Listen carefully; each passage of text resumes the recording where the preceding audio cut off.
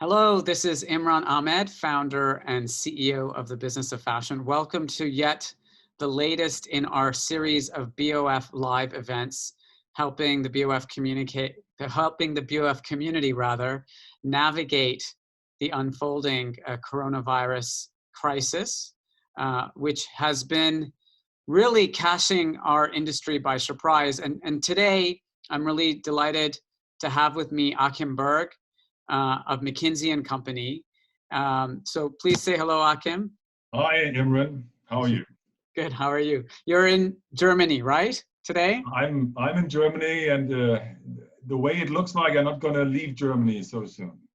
Yes. Okay. Well, yeah, I'm here in London, and as you know, Achim, we've been doing this report together, the state of fashion, since 2016.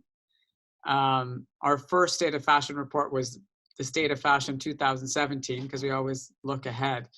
And I think it's fair to say that neither of us was expecting to produce another report so soon.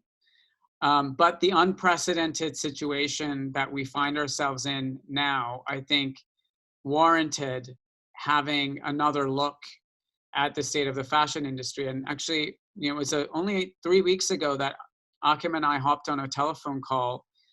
And I think both of us were in the same zone, which was at the one time trying to manage the transition of our teams and businesses to work from home. And at the other side, thinking, well, what can we do to help this industry, this global community, think about this unfolding crisis? And it was like a mind melt, because Achim and I both felt really compelled to go in a very short space of time to bring our teams together to find a new set of themes that our industry could think about as we're navigating this crisis. And it was important to us that it kind of went beyond the zone of crisis management and scenario planning, which is what's kind of going on everywhere now. But we really wanted to provide something that took. Yeah, it looks like we have a technical issue at the moment, and Imran, is dialing in again. So I think what Imran wanted to say is, I think 3 weeks ago, the idea was born that we, would write an update to our State of Fashion report. And I think what would be helpful for you to understand is we normally start writing a report, after the summer, late August.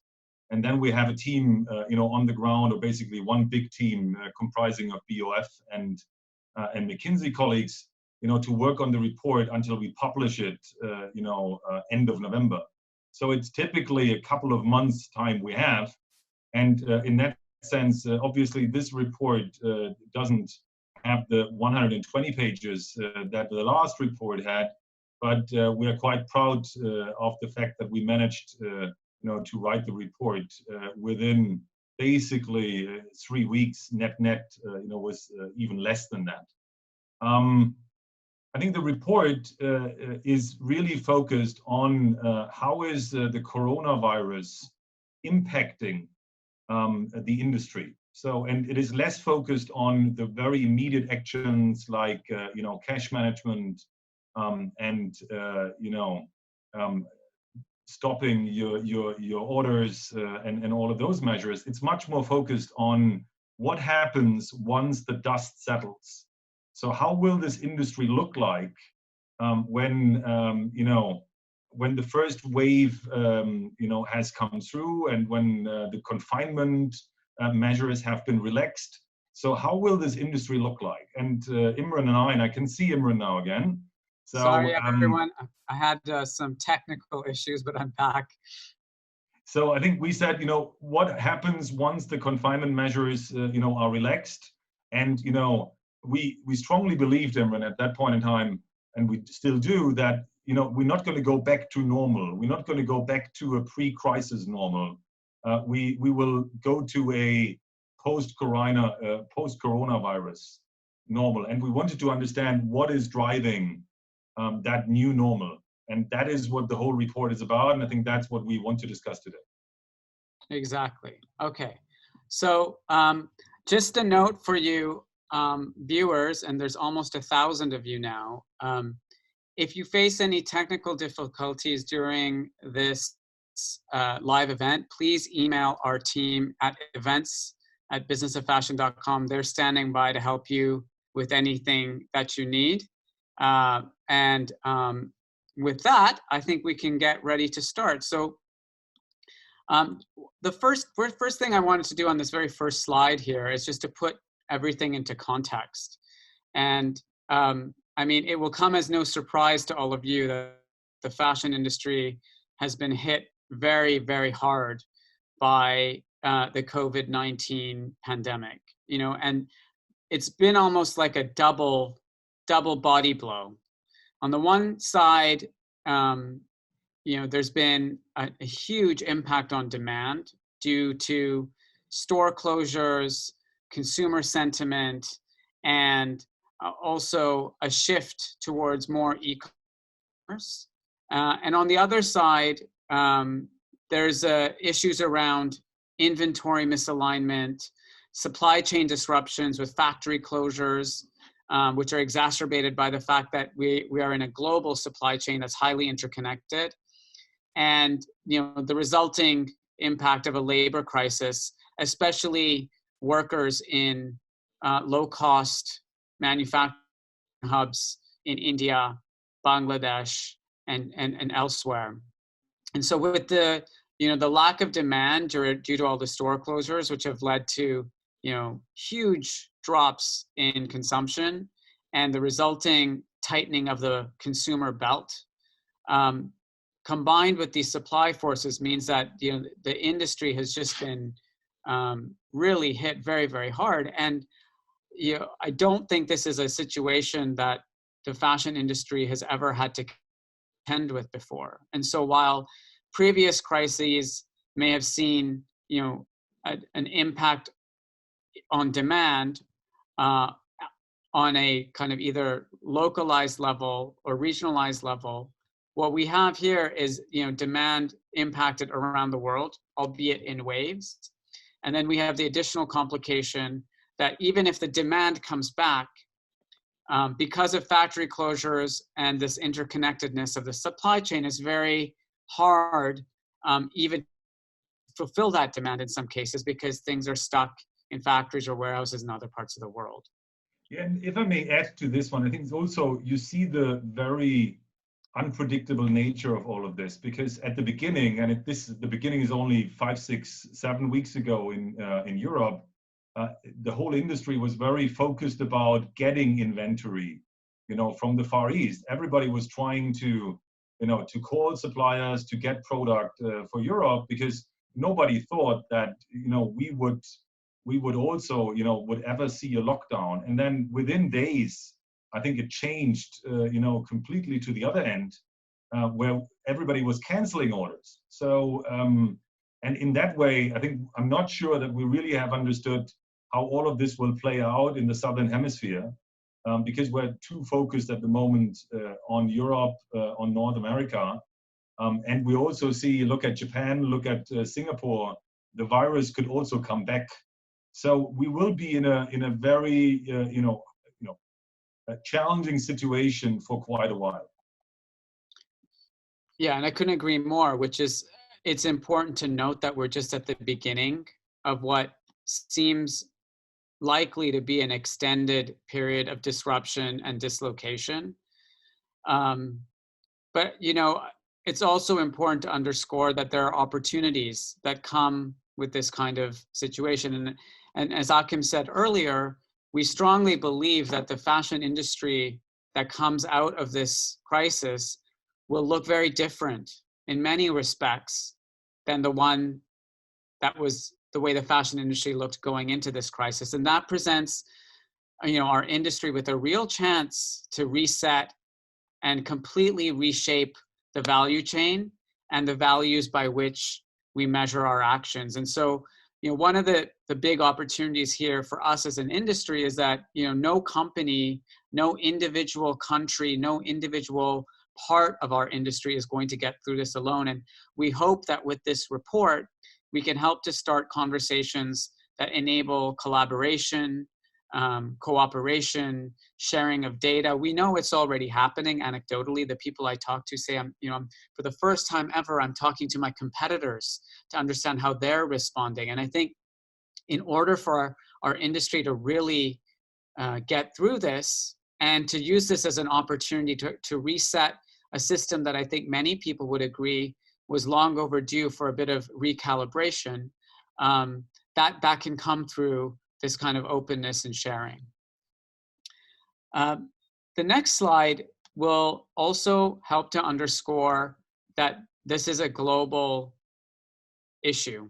This is not an issue that is isolated to one geography or one market. And as I said earlier, that also in many ways makes it very different to what some of the previous crises we've seen, which had some much more localized or regionalized elements to them. If you look across the world, whether that's in continental Europe, in South America, in the US, or in China, consumer sentiment has taken a hit. And I think that's really important to note because obviously fashion is a discretionary spend. And when consumers are thinking about survival, literally, protecting themselves, protecting their families, stocking up on basic household items, fashion has really, in many respects, taken a back seat to the share of mind, because people are really genuinely focused on trying to make sure that they are prepared for this unprecedented situation, and one that is uncertain in terms of how long it's going to last. So the majority of consumers remain very unsure about how the economy is going to rebound because this is so unprecedented. So Achim, do you want to take the next couple of slides? I'm happy to. I think, as always in the State of Fashion reports, we try to understand, what is driving the industry, and we also try to make predictions. So what you see on this slide here is actually the prediction since we started the State of Fashion series. And 2016, I always tend to say that was the worst year for the whole industry since the financial crisis. Yeah, 1.5% growth globally. It's pretty obvious that 2020 will be my new reference in that respect, because we expect between 27 and 23% and 30% decline versus previous year 2019. While we had already kind of a muted forecast for the year, which was around 3 to 4%, which is lower than the 3.5 or the 4 to 5% we had in previous years, and which is also significantly lower than the average of 5.5% for the 10 years before that. So 2020 is, as you said before, unprecedented. We haven't seen that before. It's also much worse than any recession. So I think if you think about a recession, or if you hear comparisons with wars, I think this is different because, even in a war and in a recession, stores do not close more or less, in the whole continent, and also not in North America. We are not, many countries are in lockdown. We haven't seen something like that before, and therefore, this is a true black swan event that nobody had prepared for. 2021, we expect, will come back. We will also see, some growth compared, to the previous years. And this is the 2 to 4% is the kind of the growth we then see, which fits a bit more to the previous numbers. But it's also lower, as you see, because we expect a recessionary effect, to play out. On the next page, yeah. To be clear, just a question on that. That 2 to 4% is the growth over the contraction in 2020. So it's going to be a long time before the industry gets back to the scale it was in 2019. Is that correct? That's correct. That's correct. And I think you also see that on the next slide. where we made a separation between fashion and luxury. So you also see that luxury is hit even harder, and that this will shave off something like around 100 billion in turnover in 2020 versus 2019. And that is, well, that is quite dramatic. You know, I think that's a fair statement. And that just shows that, you know, while we thought at the beginning we had a supply issue outside of Asia, we now have a significant demand issue, which then, you know, leads to a lot of other issues. You know, think about cash, think about stock. Yeah, I think we're gonna have overstock in most segments of the industry throughout the next 6-7 months until year end. And I think in our view, we are lucky if late autumn and winter Christmas business is somewhat normal. And we're also lucky if spring summer 21 is kind of the first kind of normal season where you also will see, you know, normal collections. I think the whole collection flow in the remainder of 2020 will be significantly disrupted. And I think maybe 2 more words. The reason for that is obvious, I think, to most of us. Once the confinement measures are relaxed and stores can reopen, the stores will just not provide the same experience, shopping experience, as they did pre-crisis, because we will have, you know, safety measures. We will have to disinfect before you enter the store. You probably have to wear masks. You probably have to move some of the fixtures out of the store to create more space. You might have to control the number of people getting into the store. So there's a lot of reasons why offline will not just go back to normal. And that's the reason why we see the significant sales decline. This does not come from just 5-6 weeks of store closures.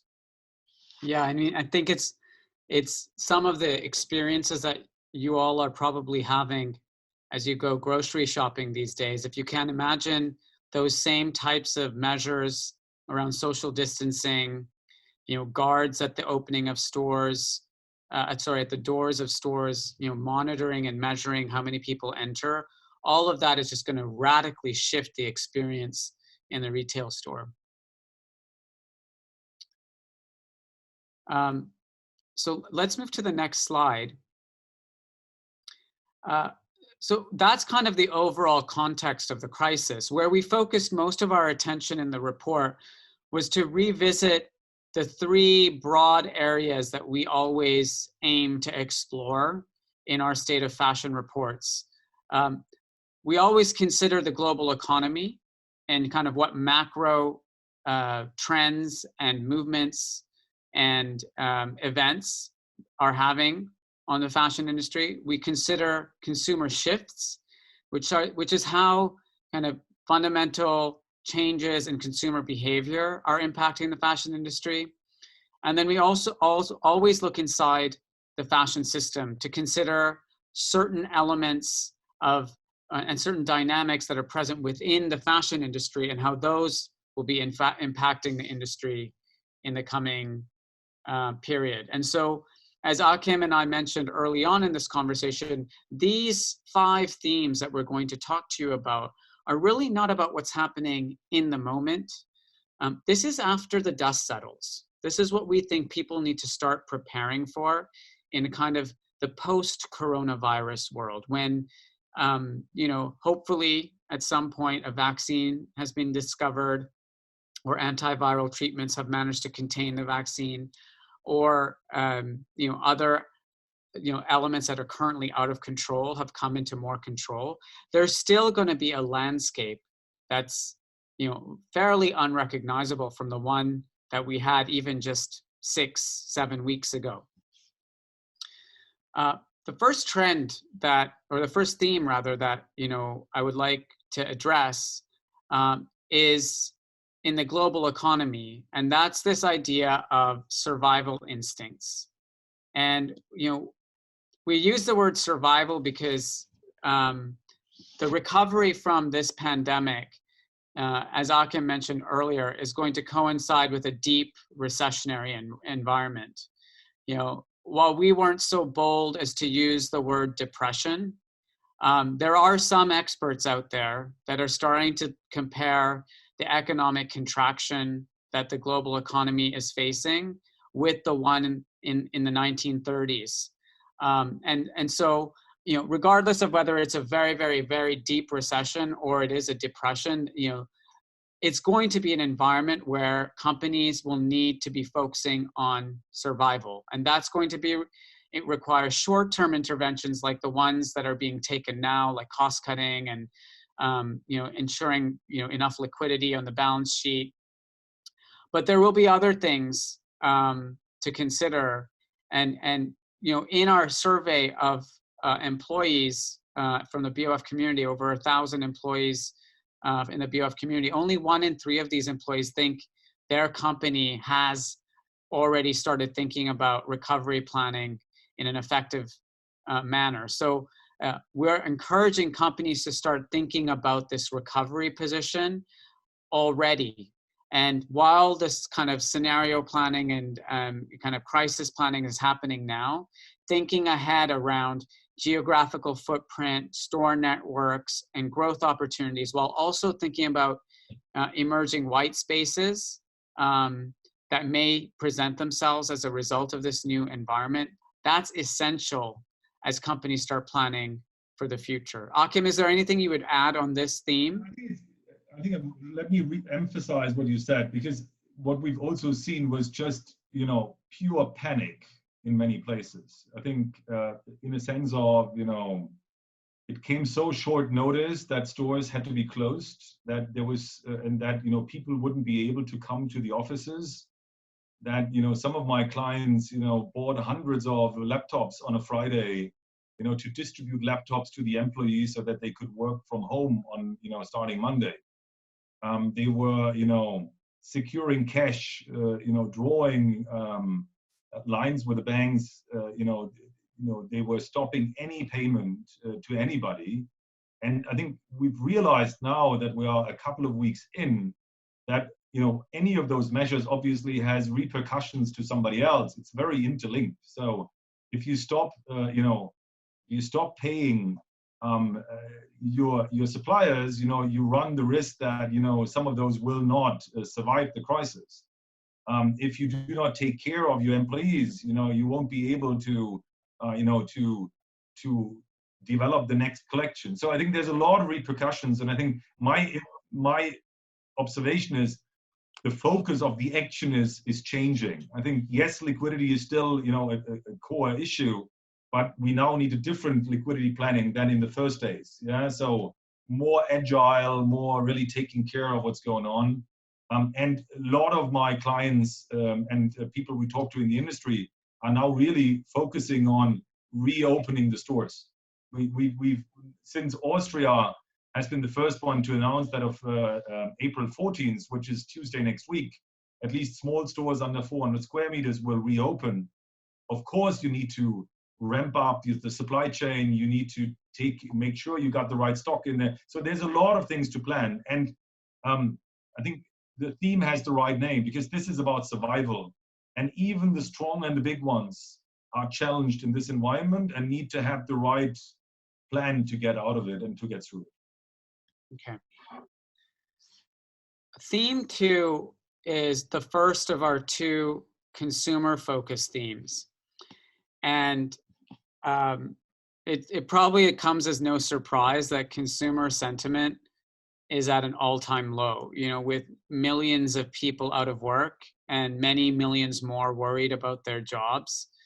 Consumers are cutting back on spending, and different categories in the industry will be impacted in different ways. In the Europe and the United States, more than 65% of consumers expect to decrease their spending on apparel, while only 40% expect to decrease their total household spending. So you can see that fashion is being disproportionately impacted by this shift in sentiment, going back to what I was saying earlier about a focus on basics.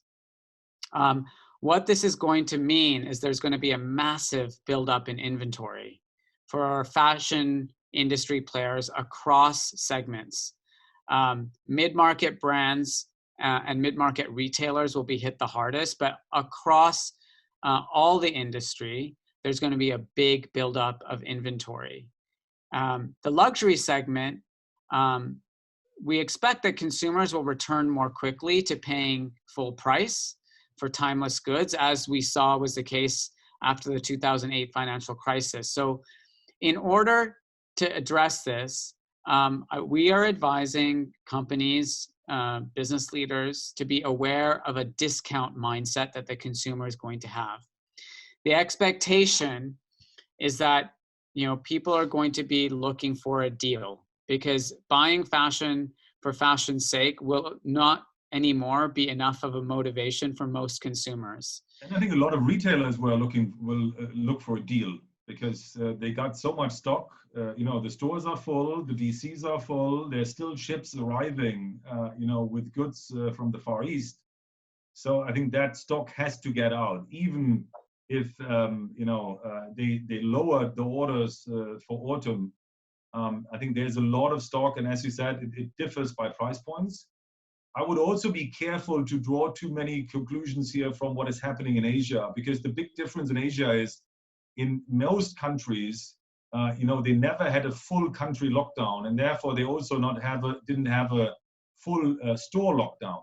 So they didn't experience the same during the confinement, and they also don't experience the same now. So I believe Europe will be hit hard on the overstock and discount side, and North America is anyway a market where discounts are important. So there's even more discounted merchandise around, which will not make things any easier for the industry. So the key is going to be that brands will need to tailor their future discounting strategies by thinking about what discounting they're doing in which channel, and, you know, putting in place revised calendars around deliveries to reflect this kind of new normal situation. The solution won't just be about reducing overstock, but it'll also be about just simply gaining back trust of consumers that are not going to have that much money. And just doing discounting alone is not going to do that. So this is going to be a long journey. We've already had this creeping discount mindset in the heads of consumers. It's only going to be exacerbated by the current situation. Yeah, I think on the next slide, we're talking about, you know, the digital escalation. And I think we give a good example, because normally when we do these webinars, you know, we always say, oh, we shouldn't be in two different places. You know, we should sit at Imran's desk in London next to each other, because that makes things so much easier. And the reality is, you know, it works. Yeah. And I think that's what a lot of people have now experienced over the last couple of weeks. It may be, you know, unpleasant, but we can do a lot of things digitally. It also means that a lot of people that were not so skilled in using, you know, their iPhones, their iPads, their laptops, you know, got a lot of training, and will probably have, you know, even more training going forward. And that is, you know, impacting the behavior, you know, that we expect, you know, going forward. And the impact of that will be that digital will increase. And we strongly believe that we're going to see something like a step change. Yeah, a step change, you know, something we probably would have seen over the next 2 years. We will see over the next, you know, 2-3 months. Yeah, so the digital shopping part, the e-commerce part will go up to new high levels. And that is driven on the one hand side by everybody being more comfortable with it. But it's also driven on the other side that the shopping experience in the stores, you know, is not like pre-crisis. In digital, it's everything, you know, like pre-crisis. It's unchanged. But in stores, as we explained earlier, you know, the new reality will be very different. And as a result, you know, digital will be likely preferred over physical retail. Imran, any you know, points of view on the digital escalation and you know, how that will play out? Yeah, I mean, I think the one other thing I would just underscore here is that one of the things that we believe very strongly is going to happen across the board here as a result of this situation is an acceleration of existing trends. So whether it's the use of digital technology for consumers, or it's sustainability, or it's you know these things, this current situation is going to contribute to an acceleration of things that were already creeping in. And crisis sometimes brings out the necessity to innovate urgently. So these innovations that were kind of creeping into the system they're taking a rapid leap forward. And so I think that's true for this digital escalation point as well. Yeah, I think it's also true for the next trend, because discussed last time about the state of fashion, we also looked at this slide. And this is from the McKinsey Global Fashion Index, where we analyze listed companies around the globe. And we look which companies are value creating and value destroying. And value creating are those companies that, where the economic profit is covering their cost of capital and is still positive, while value destroying are those ones that are loss making or not earning their cost of capital. And you see that there was a big change in the industry from 2010 up to 2018, where now 56% of the companies in our sample, which we think is representative, are value destroying, and that is before the crisis. So this industry was kind of overdue for a shakeout and for a consolidation. And the super winners that we are often referring to, they already accounted for 177% of the industry's economic profit before the crisis. And in our view, they will continue to be the winners in this. So if you're a strong brand, if you're highly profitable, if you have a global approach and portfolio of stores or wholesale accounts, you will fare better, assuming you survive the crisis. Yeah. So they will also have likely easier way of financing, but we expect that those players that are value destroying will have an even tougher time going forward. And that comes across also on the next slide, where we made a new analysis. So we looked at all the listed companies in Europe and in North America, and we analyzed how long does it take before they show signs of distress. And already here you see that a lot of the companies, actually 1/3, already showed signs of distress before the crisis. If you now fast forward and look, what does 1 month of closures of the stores, or even 2 or 3 months of closures, do to this? You see that it goes up to 60 and to 80%. So after 2 months of complete closure, 80% would, show significant signs of distress. Now, I think 2 months is probably not what we see in most locations, but as we said before, we're not going to go back like in a V shape, which means, companies will run into similar issues like 2 months of closure, over the next couple of months. And that will lead, in our point of view, to a significant shakeout and to a consolidation. And the consolidation will happen on all levels. Small companies, mid-sized companies, big companies, lower price point. A lot of the discount apparel players operate at very low margins of error. So, a disruption can have a significant impact. We also know, and we discussed that the mid-market was hammered even before the crisis, also because a lot of the premium brands were discounting and the quality of the value players had increased. So this will not change at all. There will be even more discounts. So I think we already see the first fallouts in the mid-market. And also, affordable luxury players and luxury players will have challenges, in particular if they are not, part of the big conglomerates, but if they are, independent players, family-owned, maybe from Italy, from Spain, from the UK. So I think we're going to see a lot of effects here. We also got to see a strong effect on the independence. And we also, as mentioned before, expect quite an effect at the production side, at the factories. And yes, there is a lot of government action. There's a lot of programs underway, but I think what we experience at the moment is that a lot of those programs in the end take much longer than it was probably initially planned.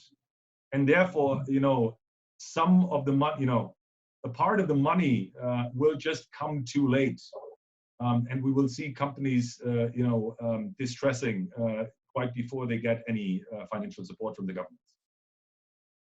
The other thing I'd add there, Achim, is that whenever these kinds of situations happen, that there's companies in distress, that's when the strong players also seize the opportunity to do some M&A. And so while M&A activity obviously is going to freeze for a while, eventually M&A activity will pick up.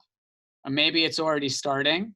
It's already underway. Yeah, people, some people, the strong are going to get stronger, and they're going to look at this as an opportunity to get some assets on the high value assets on the cheap. I think it's also, as you said, I think that is underway. I think the other one that we haven't discussed yet is this will also impact quite some of the fashion tech companies. Yeah, I think those that are not, well financed, will see obviously a significant impact on their valuations. The one or the other bigger or well-financed company will also see an opportunity now to make acquisitions, on the digital side, or to make acquisitions with more innovative business models. So I think, as we said at the beginning, the landscape will just look different, and some of the overdue consolidation will take place, but also some surprises will happen. So we discuss with quite a couple of companies that had planned for strong growth, that had planned a lot of store openings, or even just opened the stores and already spent the capex. And even if you're a strong brand, you can find yourself in quite a bit of struggle these days if cash flows just not come in overnight. Yeah. So that leads me to the fifth imperative, which is about innovation. And I think in a way, we probably thought when we wrote it, we should end on a high note. Yeah, because a lot of what is currently, looking like a workaround, we believe will become, kind of a standard, going forward. And to a certain extent, this is pure necessity. Yeah. So if you're currently in product development, there's no way you fly to Asia and you work with your factories. There's no way, you can do all the prototyping and the sampling that many organizations are used to. So we see that a lot of the 3D design tools are now in active use. We see that virtual sampling, has become much more relevant, because we also see that, not only the product development, but also the sell-in, is challenged. Yeah? We also see that, a lot of the product orders, will be pushed out, will be placed much later. Yeah, because nobody knows how spring will look like. So everybody will try to place the order just a couple of weeks later than they would usually do. And the effect of that is shorter lead times. And many of my clients that wanted to implement shorter lead times got a lot of pushback from their design teams, because it's impossible to do under the new circumstances, and that is basically even everybody working from home. It has to work. So we expect to see a lot of innovation, happening. Some just out of pure necessity, some because people now have the time to rethink what they do and how they do it, and that will have quite a wave of innovation as a consequence. So I think that is a very positive aspect, and it could also lead to, to some quite fundamental changes. If you think about, fashion shows, seasons, product drops. So there's many dimensions where we should expect that, post-corona is different to pre-corona. Exactly. So Imran, can you expect, to sit in a fashion show in September? That's the $1 million question.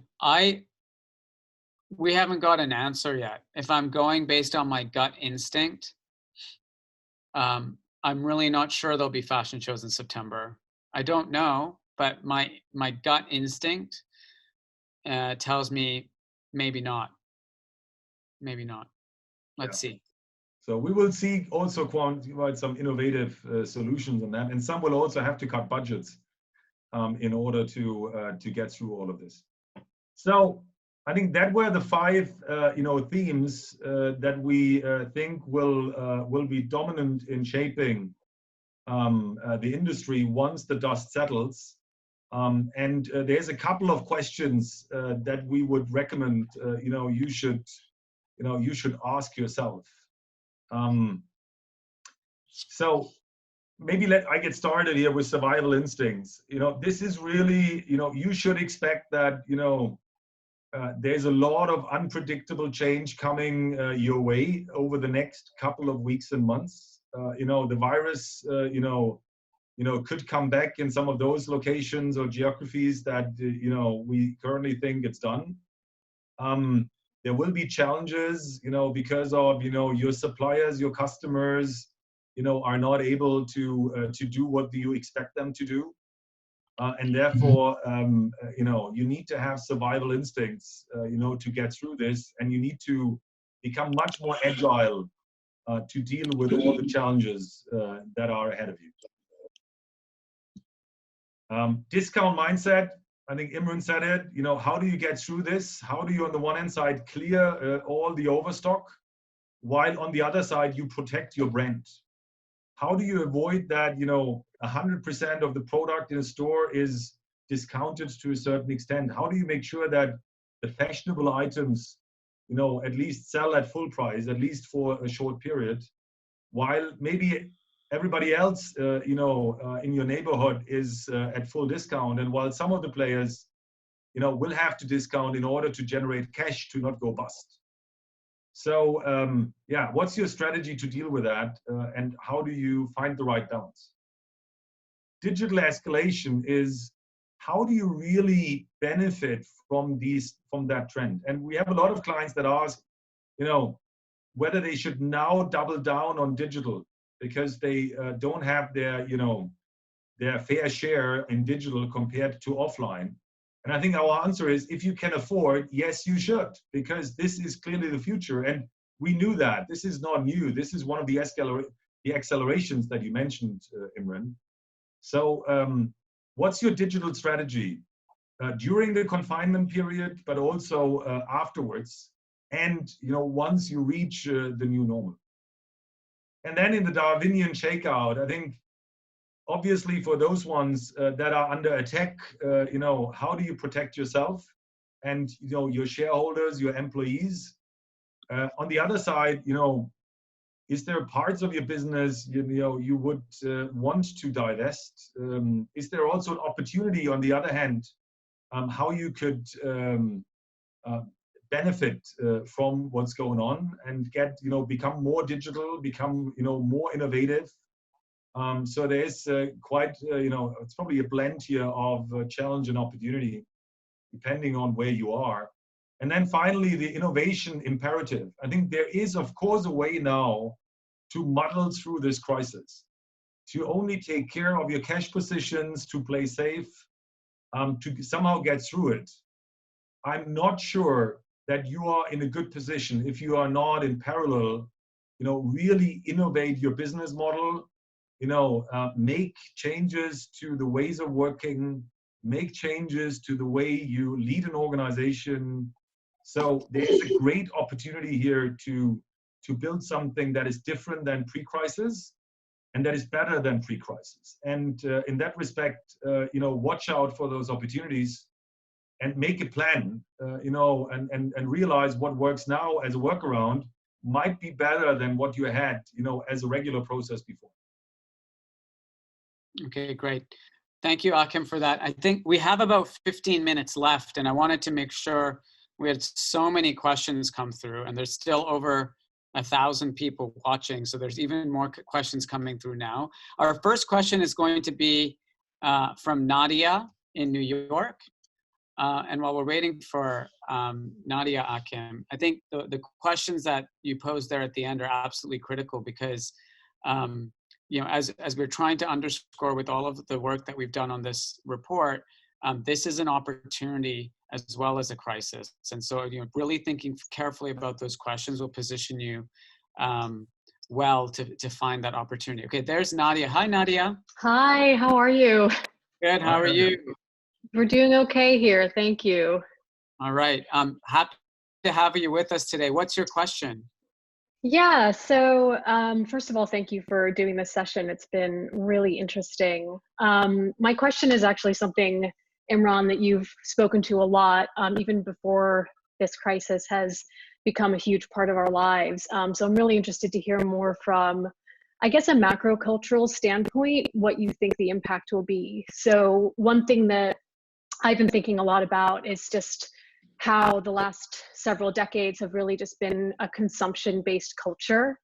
Obviously, you talked about this a little bit earlier, that the pace of production and consumption has been a problem for a long time, and the pandemic is probably going to exacerbate some of those issues. But right now we're faced with restraint. So restraint whether due to economics or supply chain.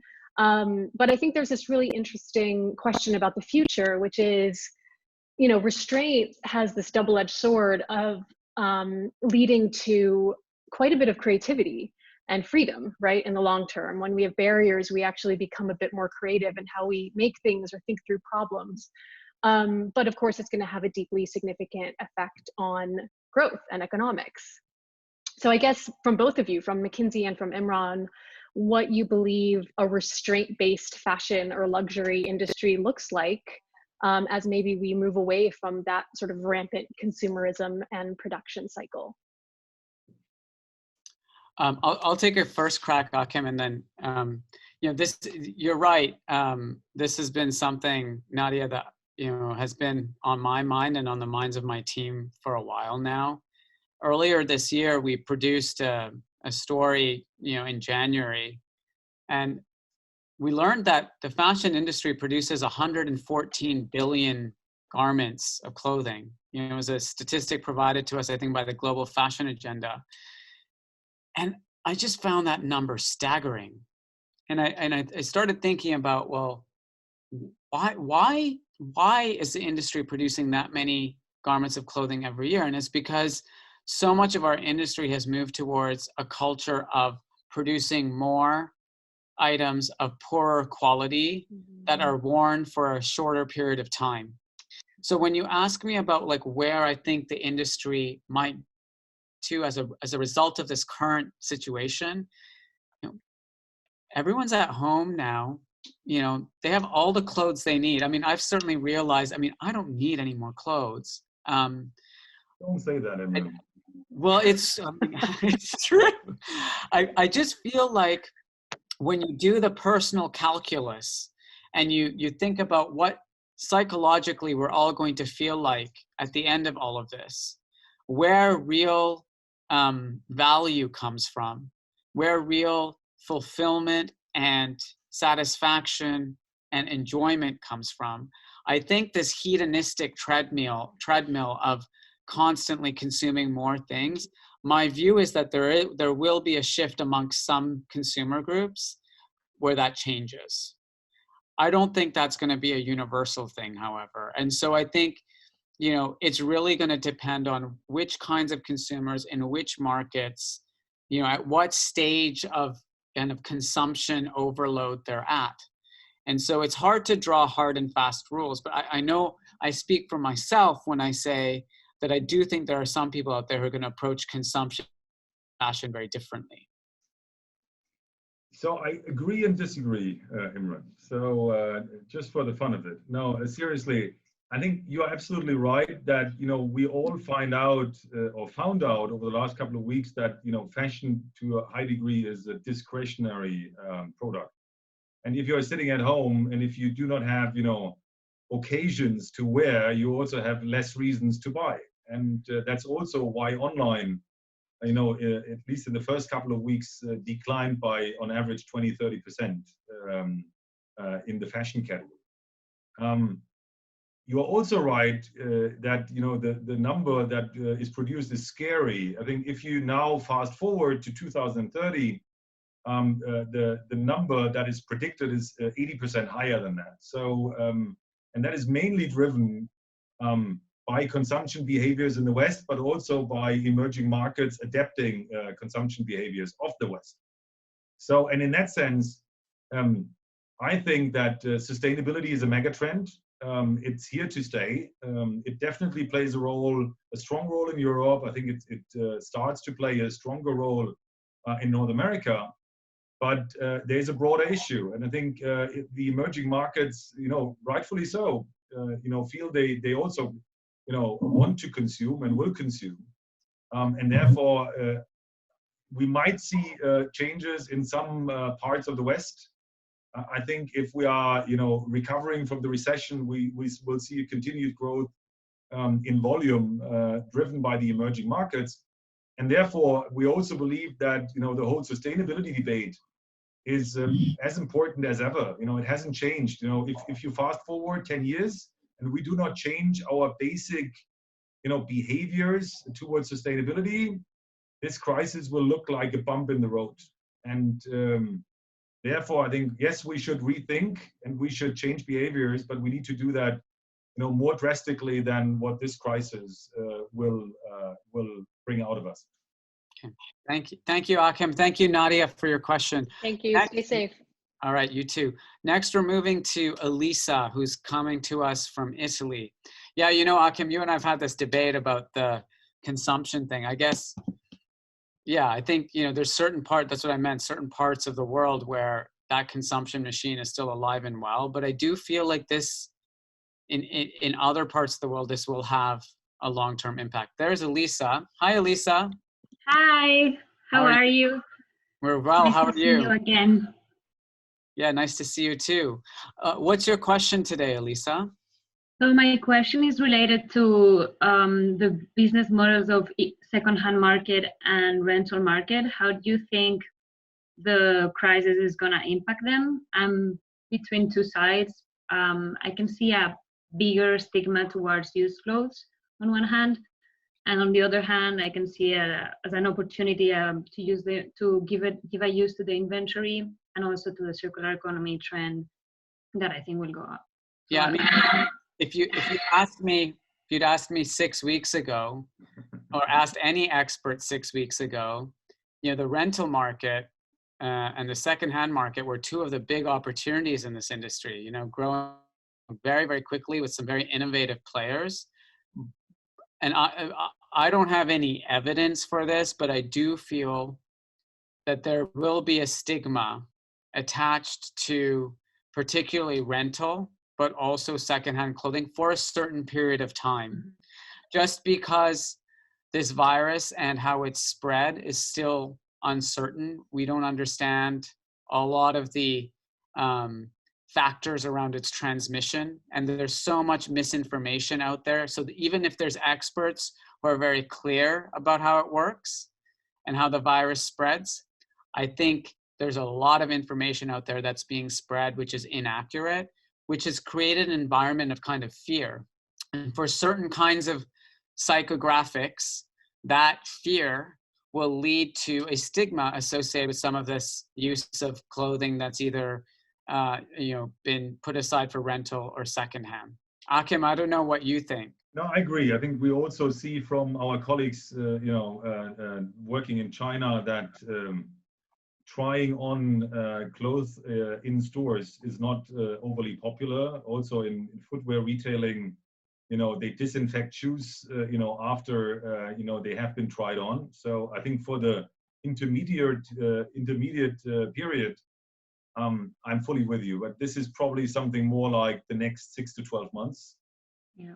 I think the benefit will clearly that this is one of the channels to to use to reduce the overstock, in particular in the affordable luxury and in the luxury space, because it's a more discreet way of channeling it off than discounting it in own stores or giving it to the outlets. But I think all of those players are still in the early days, so I think they're not going to take too much volume because otherwise, Yeah. become an outlet player, which they don't want to be. So I don't think that if they survive it again, a lot of those have to get financed through this crisis. If those players get through, I believe that pre-loved products, as we tend to call them, have a big future. And as we said in one of our earlier reports, it's here to stay. So it hasn't changed through the crisis much. Great. Good to hear. Thank you, Elisa. Thank you. All right, stay safe. All right, next we're going to Rose, who's coming to us from somewhere in the United States. I'm not sure exactly where, but we'll find out very soon. I never thought about the trying on clothes in a store factor here, Achim. That's a very interesting one because the dynamic around that, where, one garment, because in secondhand and rental, they can say they've cleaned the clothes or disinfected. Yeah, strategy consultants are much more hands-on these days. Yeah. Who would have thought that? Yeah. Hello, Rose. Hello to you both. I hope that you're well. We are well. What's your question today? Excellent. Rose? Yes. So I'm calling in from the New York area. And before I launch into my question, Imran, it would be great to see a discussion on how the virus will impact talent acquisition 6 to 12 months from now. So be curious to see what that looks like and what the global input is on that. Okay. So my question is, my original question actually was asked by the first participant. But there was something that I was interested to know a little bit more about. So one of the slides, you guys had indicated that the projected growth for 2021 was looking at 2 to 4% growth. And I'm curious to know if we're optimistic with that number. Because, when I think about it, how will we be impacted? Should there be a second outbreak, or should we move from recession to depression? And then additionally, we're looking at, consumers are either dipping into their savings currently or to stay afloat during the crisis, and likely becoming even more heavily in debt if they're holding a lot of debt already on their credit cards. And we haven't seen the last in the loss of jobs and disruption in the supply chain because COVID-19 is still spreading and still taking root. So are we optimistic about that projection for 2021, or do you think we'll continue to see, based on all those number of doom and gloom that I've just outlined, that we'll continue to see losses? Yeah, so I think we clearly have taken a stance, here on the predictions, and we've calculated different scenarios. This is, you could say, a positive base case that also expects that we're not going to see a resurgence of the virus, several times. I'm fully with you. If the lockdowns are relaxed and a couple of weeks or months later we would need to go back to a lockdown, the numbers would look dramatically different. I think what is important to understand is this is a global number, and we see quite a strong V-shaped recovery in China and also a couple of the other Asian countries, and this is compensating for quite a lot because Asia has increased in importance over the last couple of years, and we anyway expected more growth to happen in Asia. So in a way, this is accelerating again. What we've seen before. A push towards Asia. I think the forecast for the United States, I think it's negative. It's not in a positive area. Also, I think Europe is kind of flat. But it's driven by Asia and the increasing importance of Asia. But ask me in 12 months, I think, or ask us at the end of the year when we we do our regular state of fashion talk, whether we were right or wrong. But in the middle or in the eye of the storm, this is our best guess and our best prediction. Okay, thank you. I'll be sure to follow up at the end of the year. All right, thank you. I bet you will. Thank you. And actually, Achim, that's a good note to end on. We're unfortunately out of time. I can see that there's still so many more questions. I'll make sure that our team copy and pastes all of these questions. There's 51 more questions in the question box here. So the BOF team, if you guys could copy and paste those questions so we can make sure that we track them. And Achim and I are also going to do a podcast in a couple of weeks, surfacing up some of the questions that filter through from all of you so we can go a bit deeper. And we're not even averse to doing another session like this since the response has been so overwhelming. Please let us know if you have any feedback. We are here to support the fashion industry through this unprecedented period of uncertainty. That's our role here at the Business of Fashion. We found great partners at McKinsey to work with us on this initiative. So there's a whole new series of BOF Live events going up later today or tomorrow. So stay tuned for more from us at BOF Live. Achim, thank you for your time today. My pleasure. Thanks for the chat, and looking forward to be smarter in a couple of weeks when we do the podcast. Okay, and thanks to all of you for joining. It was a real pleasure to have you, and that's all for now. Bye. Thanks a lot. Bye-bye.